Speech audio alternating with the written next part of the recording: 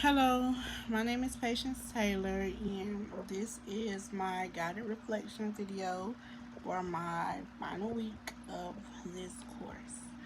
Um, I took the professor's advice and I wrote down the things that I wanted to say to make this an easier process for me. Um, First, I want to start off by telling you guys the topic. The topic that I chose was salvation. We talked about this topic in week 4. I learned so much about this topic between the readings in the textbooks and the discussions from our peers. I learned a lot from you guys too because everyone had a different um, definition of salvation because the discussion was to give our own definition of salvation in our own words.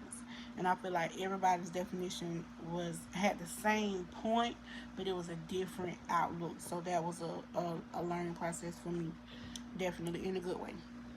Like I said, we studied this in week 4 of the course.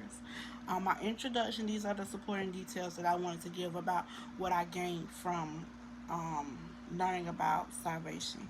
I feel as if salvation stretches out to our mind, body, and soul. And since when you are spared, you conduct yourself differently. You think unique and you act unique. I feel like when you have a relationship with God, the way you carry yourself is different. You walk in a different light, kind of like the song "This Was the Light of Mine." I feel like it shines through you, and I think that salvation ties into that as well. Another supporting detail I wrote down was that I accept that when you acknowledge God and you enter Him into your heart as your own rescuer, your spirit naturally has a place with Him, and that is where I'm trying to be when it comes to my salvation.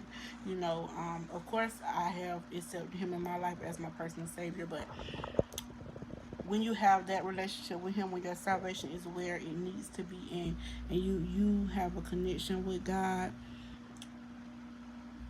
it's just something different about your spirit naturally.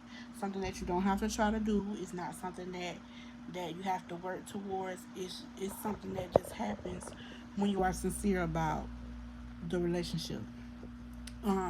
The two quotes that I chose from the readings were on page 93.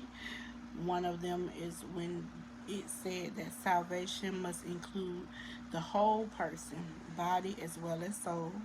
Again, that was on page 93.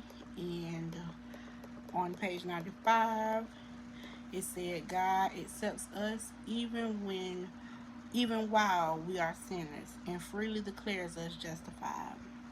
That kind of spoke different to me because we all sin and fall short of the glory of the Lord. So to know that God accepts us even when we're sinners is encouraging. Um, in the prior knowledge section, I wrote that before studying this topic, I know what salvation meant, but it just gave me a larger understanding on what it means to be saved and what God expects from us as Christians and in our walk in the Christian life. Um, Also, I wrote down that in this area, it challenged me to be more Christ like in every aspect of my life, not just on Sunday mornings. So, I feel like that's self explanatory. I don't have to explain that to you guys. That is my prior knowledge. And when it comes to application, after what I've learned, um, about salvation being your mind, body, and soul, all of that has to be saved in your walk in Christianity. I learned that God expects us to mess up every now and then. Nobody is perfect but Him. But He also expects us to strive to be more like Him. And He wants us to lean and depend on Him in everything that we do. Because the Bible says that if we lean and depend on Him, He'll direct our path. Um, In conclusion, I just want to say that this course was very influential to me the entire 8 weeks. I learned so much, and I plan to take these things with me for the rest of my time here at SCU and for the rest of my life. I learned so much, and I hope you enjoyed my outtake and of what I got from this course.